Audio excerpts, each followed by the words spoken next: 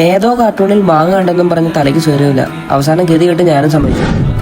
ദേ ഈ പോക്ക് പണ്ടുതൊട്ടേ പോയിക്കൊണ്ടിരുന്നതാ. എവിടെ മാവ് കണ്ടാലും കയറാൻ തോന്നും. പണ്ടൊക്കെ വല്ലോന്റെയും പറമ്പിലാണെങ്കിൽ ഇപ്പൊ സ്വന്തം പറമ്പില്. എവിടെ മാവിൽ മാങ്ങ കടന്നാലും മനസ്സിലൊരു വിങ്ങല. അതുകൊണ്ട് പ്രായം കൂടുന്തോറും മനസ്സും ചെറുതായി വരിക. ആദ്യം തന്നെ ഇവന്മാരെ ഒന്ന് കുളിപ്പിച്ചെടുത്തു.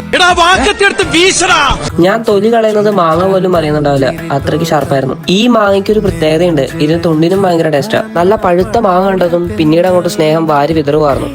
ഇതുവരെ കാണാത്ത സ്നേഹം. എല്ലാം ഒരു കഷ്ണം മാങ്ങയ്ക്ക് വേണ്ടിയിട്ടുള്ള സോപ്പിടലായിരുന്നു. സംസ്കാരം ആർക്ക് വേണം?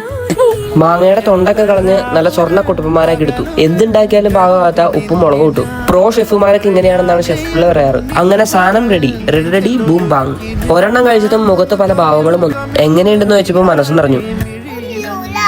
പക്ഷെ കണ്ണട ചൊറന്നപ്പോഴേക്കും സാധനം തീർന്നു. അപ്പൊ നിങ്ങൾ ഈ മാങ്ങടിക്കും കൂട്ടുകിട്ടായോ? അപ്പൊ ശരി, ബൈ ബൈ.